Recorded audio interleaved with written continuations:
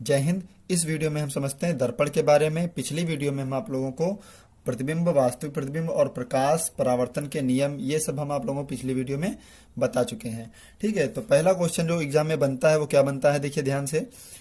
गोलीय दर्पण किसे कहते हैं या गोलीय दर्पण क्या है। तो प्रश्न आपका है, गोलीय दर्पण किसे कहते हैं, किसे कहते हैं। यहाँ पे उत्तर डालेंगे आप, गोलीय दर्पण हेडिंग डाल लीजिए। इस तरीके से आपको लिखना भी है पेपर में और अपनी कॉपी में। गोलीय दर्पण, तो गोलीय दर्पण की परिभाषा सबसे पहले क्या लिखेंगे। गोलीय दर्पण कांच के खोखले गोले का काटा गया एक भाग होता है। गोलीय दर्पण, गोलीय दर्पण कांच के खोखले गोले, खोखले गोले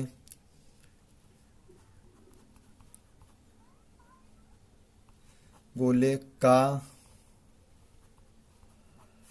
काटा गया भाग होता है,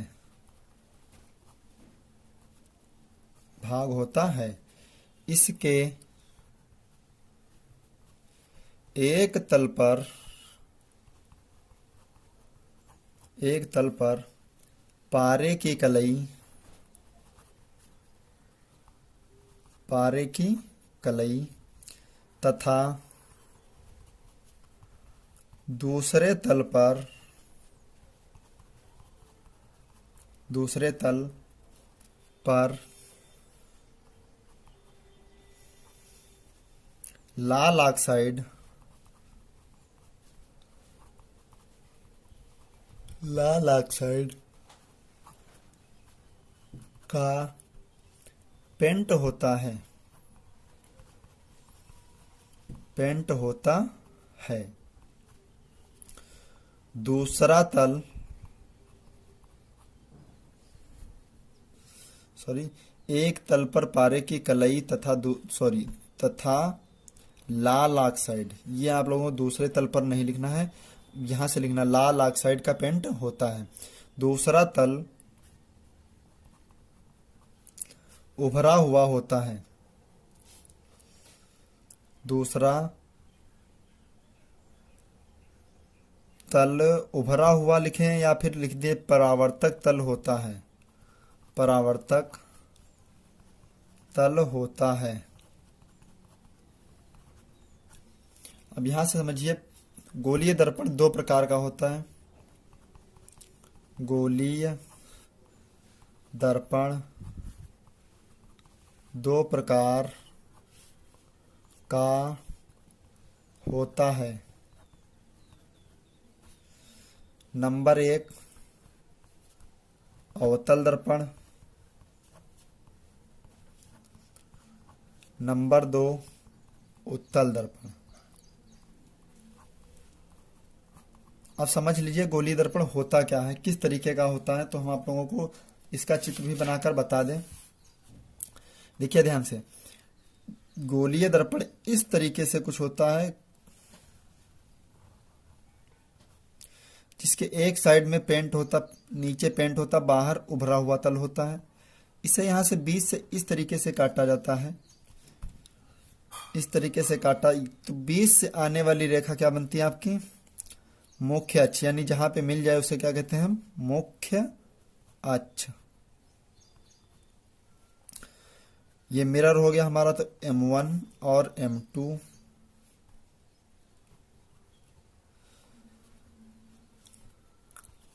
अब उभरा हुआ जो तल होता वो क्या होता है हमारा, कलई किया हुआ पेंट, कलई किया गया, कलई किया गया तल। और दूसरा तल क्या होता है, परावर्तक तल, यानी बीच की जो रेखा होती है उसे, बीच का जो होता है उसे क्या कहते हैं, परावर्तक तल। एक बार हम और आपको बनाकर बता दें। देखिए, जो गोलीय दर्पण आपका इस तरीके से काटा गया भाग होता है, तो बाहर की तरफ जो उभरा हुआ तल होता है उस पर पेंट किया जाता है, यानी कलई किया जाता है। क्या किया जाता है? कलई किया गया तल। भी अंदर का क्या होता है? परावर्तक तल। परावर्तक तल। परावर्तक तल। ठीक है, तो इस तरीके का जो होता है वही आप लोगों का गोलीय दर्पण होता है। अब गोलीय दर्पण में हम आप लोगों को यही समझा दें, अगर बीच में उभरा हुआ है, देखो बीच में उभरा, तो कौन सा दर्पण होगा? उत्तल दर्पण। कौन सा दर्पण होगा? उत्तल दर्पण। हम आप लोगों को इसकी परिभाषा भी बताएंगे। और जो दबा हुआ भाग होता है वो कौन सा दर्पण होता है? अवतल दर्पण। अवतल दर्पण। ठीक है, तो यहाँ पे पहले बताया गया कितने दर्पण हो गए आपके? अवतल दर्पण और उत्तल दर्पण। तो सबसे पहले अवतल दर्पण की परिभाषा समझ लीजिए। अवतल दर्पण क्या है?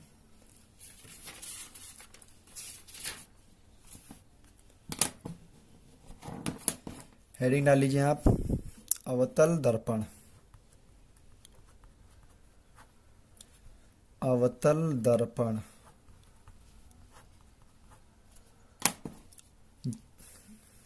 वह दर्पण जिसमें परावर्तक तल दबा हुआ हो। दबा हुआ हो। अवतल दर्पण। अवतल दर्पण कहलाता है। अवतल दर्पण कहलाता है। अथवा इसको पहचानने का एक और तरीका है, बीच में पतला, बीच में पतला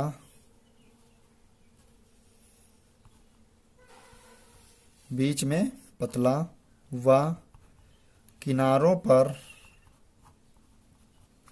मोटा हो। मोटा हो। अवतल दर्पण। अवतल दर्पण कहलाता है। कहलाता है। उसके बाद में क्या लिखेंगे? उत्तल दर्पण। कौन सी परिभाषा? उत्तल दर्पण। उत्तल दर्पण की परिभाषा क्या लिखेंगे? वह दर्पण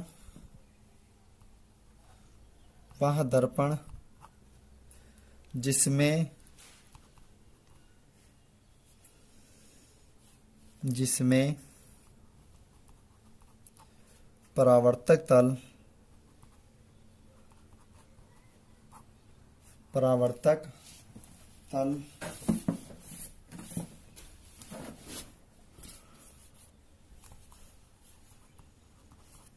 उभरा हुआ हो। उभरा हुआ हो। उत्तल दर्पण कहलाता है। उत्तल दर्पण कहलाता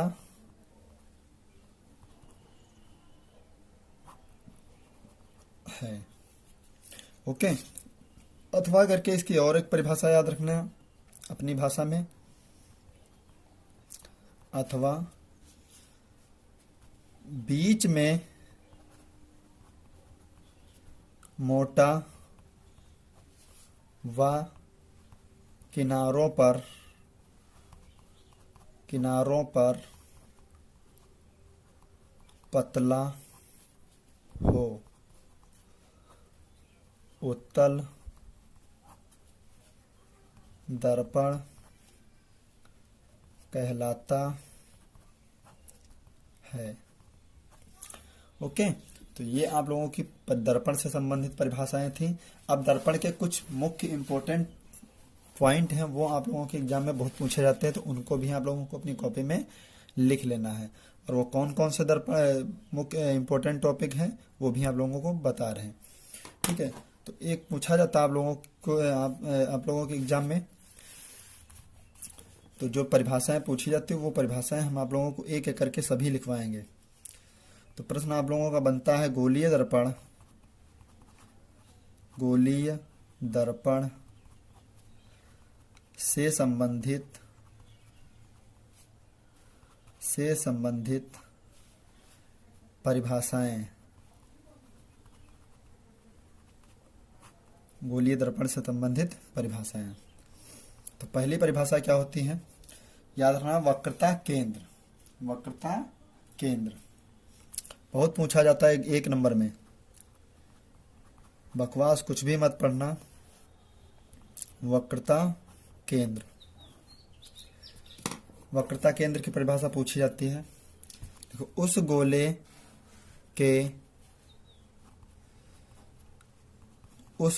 के केंद्र को जिसका कि दर्पण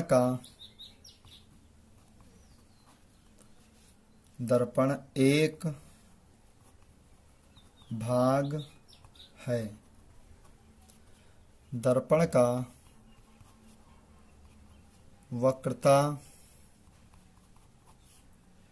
केंद्र कहते हैं। वक्रता केंद्र कहते हैं।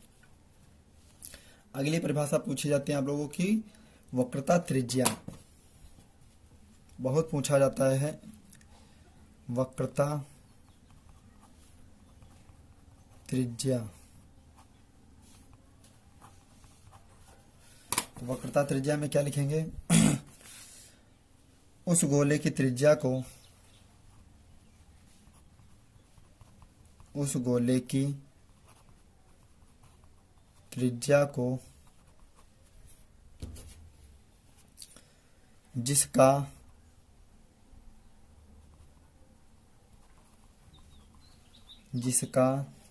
कि दर्पण एक भाग है, एक भाग है। दर्पण की वक्रता त्रिज्या कहते हैं।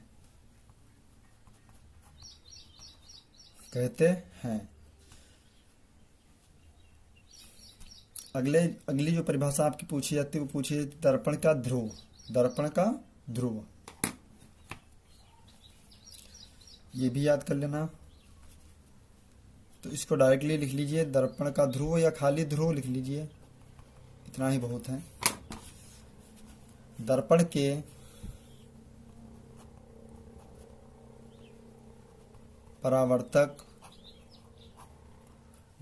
परावर्तक तल के मध्य बिंदु को, तल के मध्य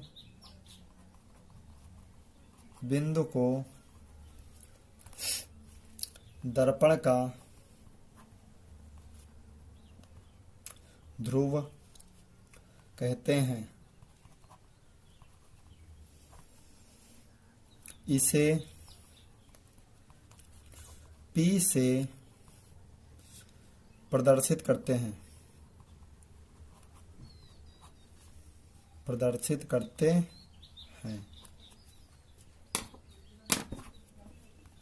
अगला जो पूछा जाता है आप लोगों का एग्जाम में, मुख्य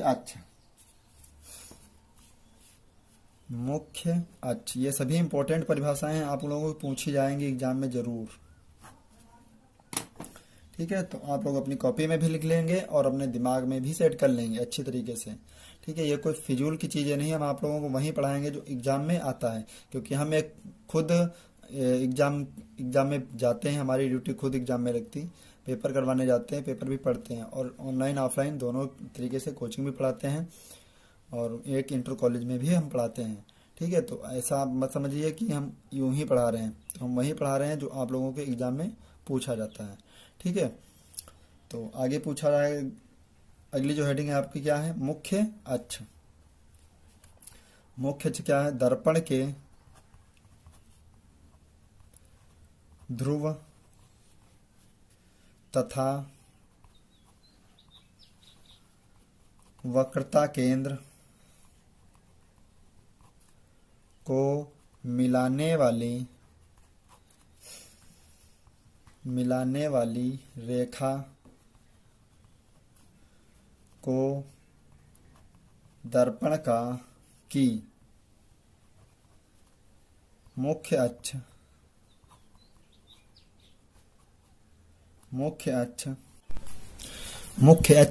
कहते हैं। ठीक है, तो ये मुख्य अक्ष की परिभाषा थी, और मुख्य अक्ष में आप लोगों को आगे भी बताना है, थोड़ी सी और परिभाषाएं हैं, वो भी आप लोगों को लिखना ही होगा। तो अगली जो परिभाषा आती है वो क्या आती है आपकी, फोकस दूरी। फोकस दूरी,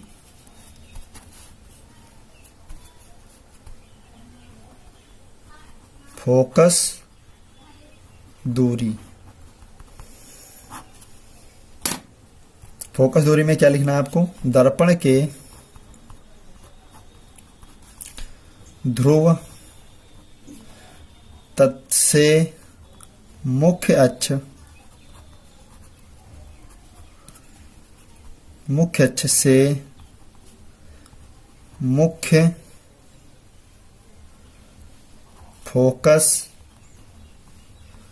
मुख्य फोकस तक की दूरी को दर्पण की फोकस दूरी कहते हैं।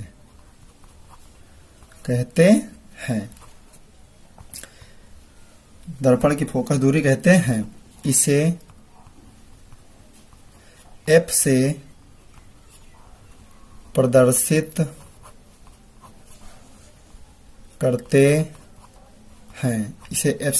करते हैं।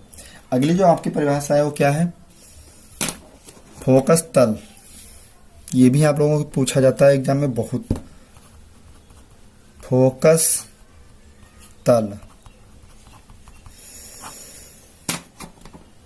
वह तल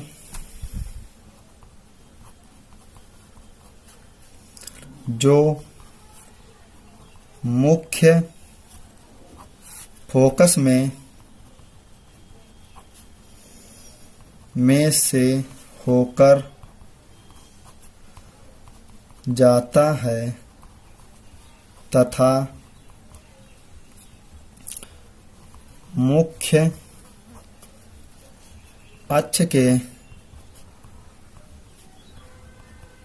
लंबवत होता है। फोकस तल